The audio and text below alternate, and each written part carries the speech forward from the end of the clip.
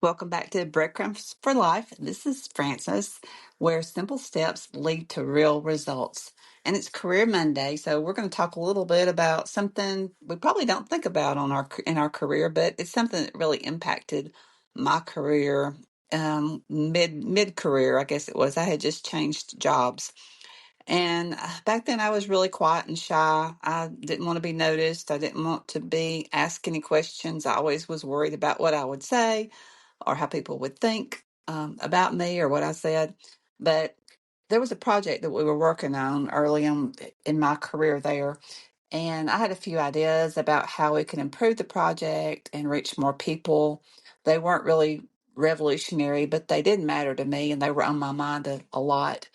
And I stayed quiet for a while because I just wasn't the type to speak up in meetings. I was shy and unsure and still trying to you know, have a voice, but wasn't quite sure how to say things. So instead of raising my hand, I wrote an email, which was my best way to communicate through writing. And I listed out all my ideas and sent it to the person in charge.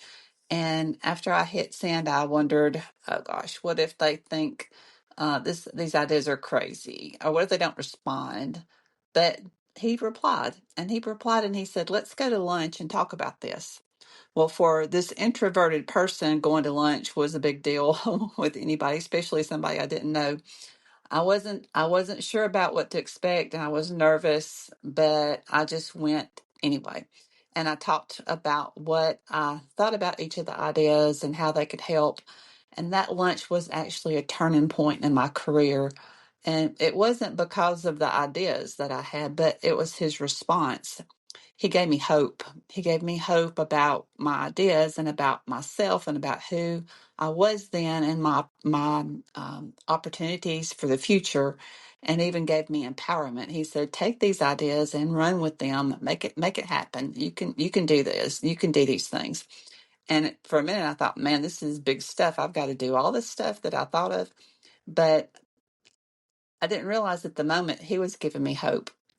He was giving me a little confidence that I needed because when we start something new, especially a new job, we sometimes don't have a lot of confidence. But his words gave me hope, and that was um, able to help me to make a real contribution. It was hope that I had something valuable to offer, and hope that maybe I did have what it took, after all, to do something that would help other people. That hope changed everything for me. And sometimes it only takes one person seeing something in you before you can see it in yourself. And the best part is we all have a chance to be that person for somebody else. We get have those encouraging words we can say or give them the empowerment to do something they don't believe they can do and give them a little bit of hope.